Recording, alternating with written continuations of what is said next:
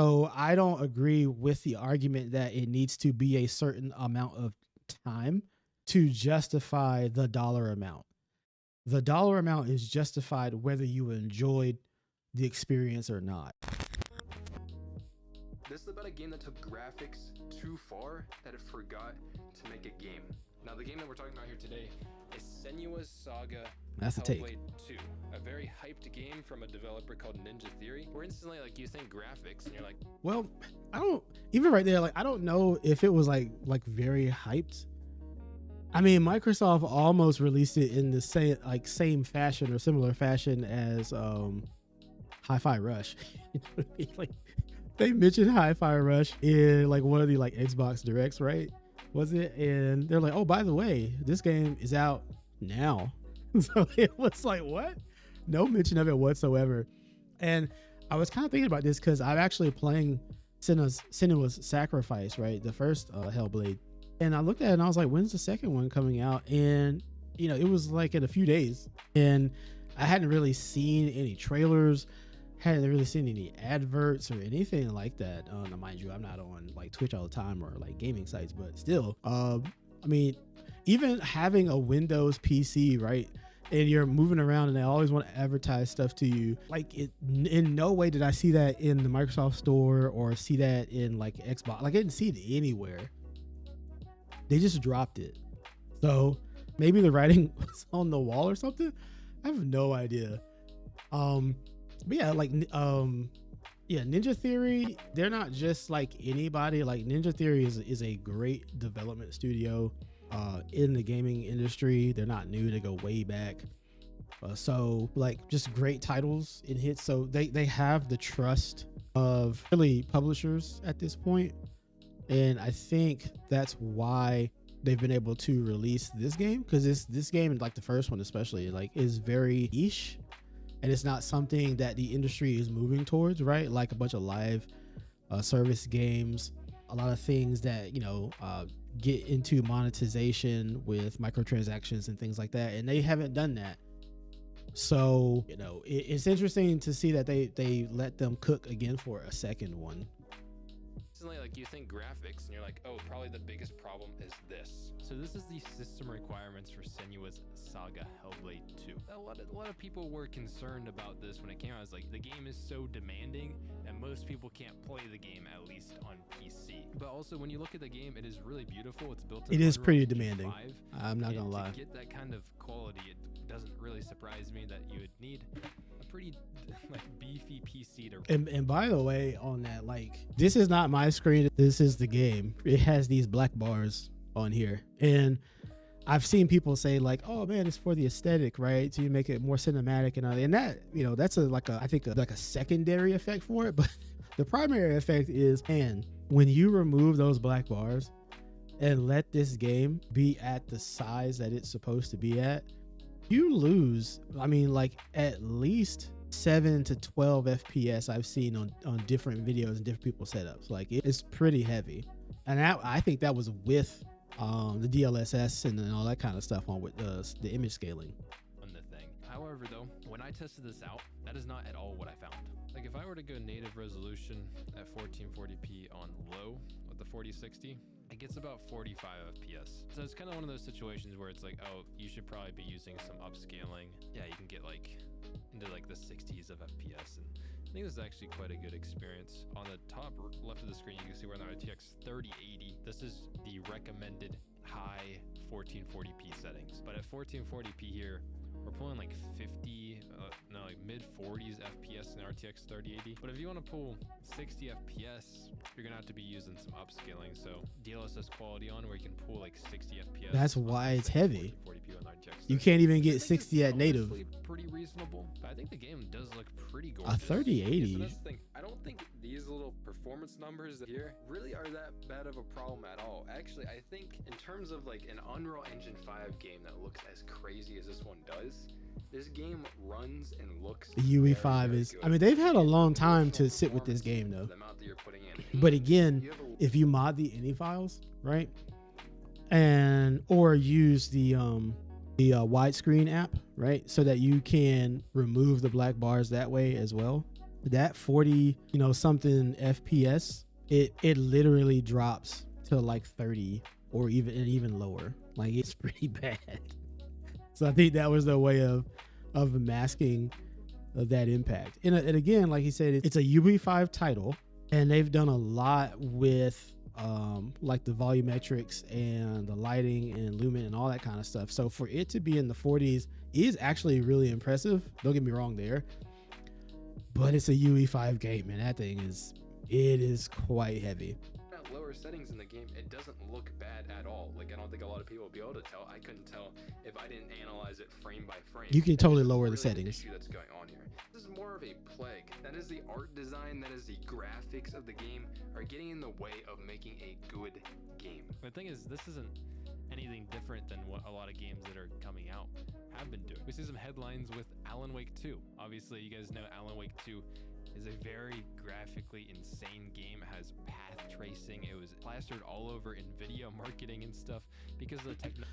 Okay, I'm just gonna say, like, I wonder if, like, you have Sony's audience for the most part, and they're used to single player titles, right? Even the ones on PC that we've been getting as ports, Ghost of Tsushima, the Spider-Man games, God of War, all those games, those are all Sony titles and single player experiences, and they do well. It's the other games that are single player experiences that come out that it's like, right? Like, I wonder if they put, like, once you beat Alan Wake 2, if they had some kind of live service component or multiplayer, if it wouldn't have done better. Like, say somebody can play like as like shadows or something like that, and then I don't know, man. Like, the fact that it hasn't made back that amount, and on one hand, it could just be that it's just not the kind of game that people play. On the other hand, that's kind of hard to think about when you have Resident Evil out there. Not exactly the same game, but the way that the game progresses kind of is. And Capcom is sitting pretty. So, maybe people need to figure out like what they're doing with their franchises in order to turn profit like the way that they're doing right now. I mean, Capcom hasn't always been up, but they're winning right now. But it's crazy that this game looks this great, and actually it does have a good direction in the gameplay, but it is niche, and in some ways has like actually still left the company unharmed. And that is unfortunate because there are other games that we want to see from them, right? Like maybe a Control 2, like the resurgence of Max Payne, those types of things. And that might be in the air because they haven't made their money back yet. Technologies that are in it, the assets in the game, everything, the character models look like they could be real. It is insane the way that Alan Wake 2 looks, and this isn't even like an Unreal Engine 5 game, you know what I mean? But we've seen headlines like this. Alan Wake Remedy 2 hasn't turned a profit in 6 months. Even though there's all these technologies in the game that it's graphically impressive, that doesn't necessarily sell a game to people. Same with Avatar Frontiers of Pandora. One of the major things that I forgot all about this game was that there is a hidden graphics setting that is even more demanding for your computer to run, even though the base game was already extremely demanding. But like, I can count on one hand how many people are playing Avatar Frontiers of Pandora. This game dropped, nobody cared about it, and that doesn't mean that Senua Saga Hellblade 2 here is a bad game.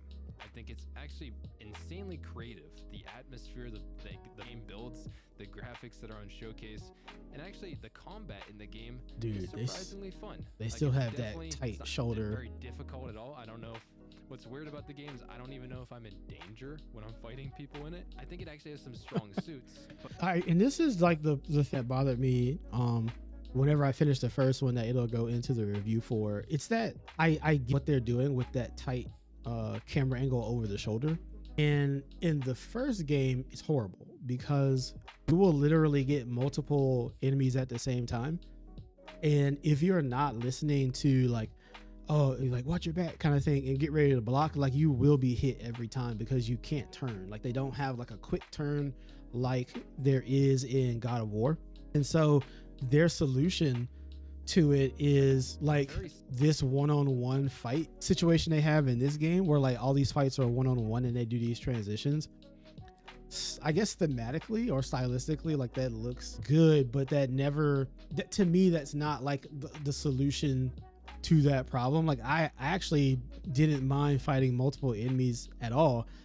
Just give me a camera angle or give me a quick turn that lets me deal with all of these enemies if you want this over the shoulder kind of thing. Now, I know widescreen fix in God of War, I actually modded it so where you could pull the camera back, get more of Kratos in the shot. I wonder if they have that for the first Hellblade. I have to check that out. But yeah, like this is their way of like solving that, I suppose, but I'm not a fan. Small amount of the game is the combat, and parts of the atmosphere definitely annoyed me. Okay, I actually think that these voices are like behind me. I was frustrated with the audio in the game, and I mean, to be fair, that might be what they want you to feel. You know, sometimes they're telling you to watch out. A lot of times the voices are just telling you that you just suck, right, at what you do. So I mean, it's not necessarily just like art piece, like those voices and that psychosis and what they're doing. Like it is an actual part of the gameplay. And games like this are still games, is my point. Like Journey, I think that was a PS3 title, right? Like Journey had literally no way for you to, like in multiplayer, to talk with the person that you were playing with. But it was like one of the most beautiful games I played. It had gameplay for like what it wanted to do. But I didn't think that game was any less of, I don't know, name any other game like League of Legends or something like that, right? Like it's just a different kind of game. Speaking of like art direction, we like either games are these products that only are supposed to do things a specific way, or they are products of art. And so how they display their gameplay also is up to artistic creativity, right? Like an opinion-based thing. Goes on behind the scenes here. So we go to Ninja Theory, the game developers' Twitter page here. Building up to the launch of the game, there's all these things where they're building like costumes for the game so they can scan these 3D models into the game. That's why the 3D models look so good and they're so detailed, is because they are real life created things. That's like a great use of grant money. And there's all this, they use motion capture for literally everything. Every single ladder that she sits on top of before she crawls down the ladder, every single walking animation, her dodging things as she's running, every single thing is motion captured and acted out. They craft these sculptures and put them in the game. It is insane the amount of work that has to go on behind the scenes in order to make a game like this come to life that is that detailed. And that is exactly the problem. Hold up. With it, is there's so much work putting into a game that doesn't actually make good gameplay or a good, and that is exactly come to life. Look at this shot, man. Wow. Look at the amount of money in this one clip. Jeez, that's actually insane. Like there's maybe like 30 right here, these monitors, and I don't even see any of like maybe the mocap stuff is on. That's wild, man.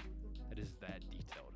And that is exactly the freaking problem with it, is there's so much work putting into a game that doesn't actually make good gameplay or a good game. It's getting lost in the sauce about graphics and technical details that most people aren't gonna notice. I mean, if you're a real nitpicker, cool, it's there, it's for you. I think it really misses the vision of the game in general. The way that it prioritizes the art over the game itself, because you can see that there's always like cinematic bars on the top and the bottom of the screen, which in my opinion, if you're not on an ultra wide monitor, like I'd rather see more of the game.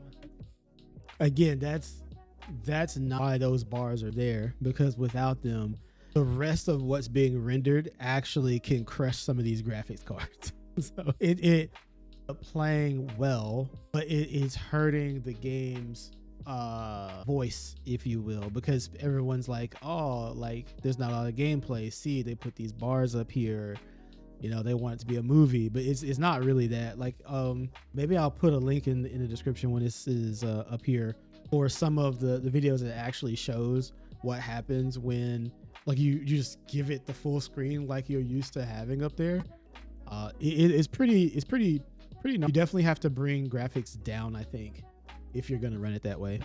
That is probably why we're seeing things like this. So this game just came out. Obviously, it's an Xbox game, so this might be bigger on Xbox and people who have Game Pass as well. I think it launched on Game Pass day one. But for people who have played it on Steam, within the past all-time peak is almost cracking 4,000 people. And that really isn't that many people. Game just launched. No. I don't expect this to I mean, I agree. Time. And all of this can be backed up by Luke Stevens' recent review or an impression of the game. This game is barely over 5 hours long, despite the director and studio head claiming players were going to get 8 hours of gameplay. Now, I actually did see Luke Stevens' review of like his gameplay on there, and so like all of his opinions, like they're his opinions, and a lot of them are valid. I personally don't like the argument that the game needs to be 40 hours in order for it to be worth $50. Now, I do agree if a developer says you got about 8 hours out of the game and people just play the game and they're getting 5 hours, we're like, well, what happened to those hours, right? But I have played a lot of shit games, okay, that you can play for a long time in like 60 hours you can get up into, and like by the 25th hour or something like that, like at least for me, that I'm like, this game is ass. But like the length, if I were going by that, then they would be justified in releasing the game that you can get 60 hours worth of content out of, but it's a painful 60 hours, so that still makes it worth $60, right? Like Journey, for example, like I was talking about, Journey is a really short game. And I forgot, I have to go back, man. At the time, whatever it was, I didn't care. Like, I was so impressed with the game itself that I care about how much it costs. I was like, this was a great experience. And I only played it one time. So it wasn't even for me about replay value, right? There was that, like, the game, for me, I did not care about the replay value that it had. Whether it had it or not, it was totally irrelevant. I just enjoyed the experience, right? People pay more for going to the movies with a significant other or friend and they get popcorn. And that experience sometimes isn't even 2 hours. So I don't agree with the argument that it needs to be a certain amount of time to justify the dollar amount. The dollar amount is justified whether you enjoyed the experience or not. And if you didn't, well, then it wasn't worth the $50 or the $70 or whatever it is. Like, that's the only metric that matters. If you go and you buy a car, do you enjoy the car or not? You can come up with all kinds of things about it should cost this much, but at the end of the day, if you enjoy driving the car, then whatever you paid for it is like the right amount. Like, that's just what it is.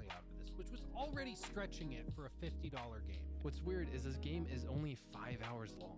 Now for me, talking from experience, I've played about 3.5 hours of Senua Saga here, and I am not that impressed by the way the game plays. I mean, the bulk of the gameplay is just walking back and forth, dropping circle thing into circle hole, solving very simple puzzles. Maybe it's just the PC elite purist in me, and maybe this game is built for console players who are a lot more casual and just kind of want to basically watch a movie while you're playing a game. There just isn't that much gameplay here, and the fun parts are like dulled to an absolute minimum when I think they should be taking over a lot more of the game. The fact that it's also only a 5-hour game, and then you see on their Twitter page that they're working on all of this stuff that is an insane amount of technical detail, and you just have to think how much budget, how much time is put into these technologies instead of actually making better gameplay. And I think this is genuinely a plague that happens with a lot of games like Alan Wake 2, Avatar, Mortals of Avium, and even like a new game, Assassin's Creed Shadows. Now these big budget AAA games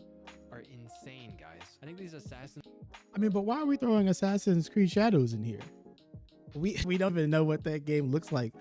or how it plays. So, I mean, they could have spent $1 billion, and if it like the best thing that's come out this entire year and it's a game of the year contender, who cares, right? But I mean, I agree. Like if you don't like that gameplay, or if you don't like how, like, if you don't feel like it's doing enough, that's fair, right? Again, it's if you spent money for it, or whether it's just a part of your Xbox Game Pass, right? If you want that game to do more, then I guess that's fair. It's an opinion. It should do more. These Creed games are like hundreds of millions of dollars of budget. Like they have the budgets of big Marvel movies and that kind of stuff, and they need to be able to pay for it too. Like Assassin's Creed Shadows has insane pricing that you guys have probably heard about. $70 for the base game, and they charge you almost double that for the pricing isn't really the issue. The issue is what you get for the pricing. They charge you $130 because the budget and stuff of Senua's Saga seems like it was limited. That means that they didn't have as much time to make the game longer or really fill out the... And here's the thing, I wonder if like what they were doing with this game potentially got reshuffled during COVID, because the whole argument is that people were expecting more because they had like roughly like 4 to 5 years to make the second game, but in between that we had the pandemic, right? And that upended a lot of how different studios and teams and all that were doing their work, and resources got reallocated and stuff like that. So I wonder if any of that played a part on this game. Just curious. Good parts of the game nearly as much as they maybe wanted to. I mean, we're talking, it's a 5-hour game, guys, and you're paying $50 for it. That's $10 an hour for a game. I mean, man, that is like movie pricing at that point. This game costs a lot. It doesn't offer that much gameplay wise, and sometimes the atmosphere that is supposed to be its strong suit, and the fact that you feel like you're going crazy. Stop, shut the fuck up, bro. I don't think this dude is even real. It is real. It makes me feel like I'm going crazy because I don't know why the hell I spent money on it. Dude, I just could have got Hades 2. I could have bought Hades 2 twice. I could have got Power World. And I feel like a lot of this can also be because of something like this. So obviously Xbox acquired Ninja Theory back in 2018 for $117 million. And I feel like with... I mean, they got off easy, didn't they? In comparison for Activision and all of their studios, right? Sheesh. AAA money and that kind of stuff, like AAA backing. A lot of these companies, they feel like they need to make a game that looks insane. I think that pressure can get to these studios like Alan Wake, that they need to make the most insane graphics showcase. Avatar, they're making a movie in a game. That means the game should look like a movie, right? I don't know what the budget was for Senua Saga Hellblade 2. That's my question. If you do know that, do you think that they use that budget in the right place? Because if we think about games, even from AAA studios, or you could maybe call AAA studios, that have been successful in the past year or so, and we're talking about the biggest games that have released, Helldivers 2, and they didn't have as big of a budget to make that game. I think they're just like maybe max 50 people. Power World, that, I mean, it's kind of goofy game, but it was literally only made by a few people. I'm talking less than 10, I'm pretty sure. You don't need a big team and a big budget to make something that's fun. That's true. That's what scares me with these games, especially with Xbox, Microsoft. They're going on a studio killing spree, and I have a feeling that with Ninja Theory here, and if this game doesn't do well, that this studio might just get shut down too. I really don't think that this insane graphical I don't see Ninja showcase Theory artistic getting shut vision down is though. That good of a game. I think that for what Microsoft wants to do with their studios moving forward, I don't think that Ninja Theory is going anywhere. I think they're going to be an integral piece to what they want to do with their games moving forward, and they can just use and piggyback and say, hey, we want Ninja Theory to do this with the game, and so then we want this, name whatever studio, to focus on this aspect of the game, right? Like I think that's the way to go, or that's the way that they're going to go. And it's part of the acquisition that they got with Activision, right? Because that's what Activision does with their studios, where they have like 10 different developers on one Call of Duty, right? All doing these various things that, let what they do best, I suppose, is the best way to put it. Game, and it's also ruining many other games that, like, just if Alan Wake 2 didn't invest so much into the way the game looks, it might have turned a profit, because I think that game was pretty popular as it was. So it's a big problem in the AAA industry, and I'm hoping that these things are going to change pretty soon, because Senua Saga Hellblade 2, I was actually very excited for it, and I got into the game, I was like, oh my god, will these freaking voices shut up? Why am I running around in circles just putting balls in holes and being bored? Like, you have to watch every single animation of her climbing up a thing. Motives, they're misplaced. It's like losing the forest through the trees. Like, first up should be a good game. You're making a game, first of all. And then second, you can start to look at the artistic vision, how that kind of stuff looks. I think the only game that's pulled off making it very, very graphically, Cyberpunk. And Cyberpunk had like $1 billion budget behind it or something. So yeah, I think they were able to take that hit. Let me know what you think about Senua Saga. But it took them years Honestly, I to was impressed fix with how that the game game ran. I'm is just the main disappointed problem, right? in what we're getting. Like Cyberpunk, $50 for I a know 5-hour now game. because a lot of people are removed from that time period, but it was That was a good such one. Let's see the next video. a disaster, man. But anyway, that was the video. Like I said, I can't play the game. I still want to give it a try. They said graphics are boring was the other one. I'll leave a link to the video.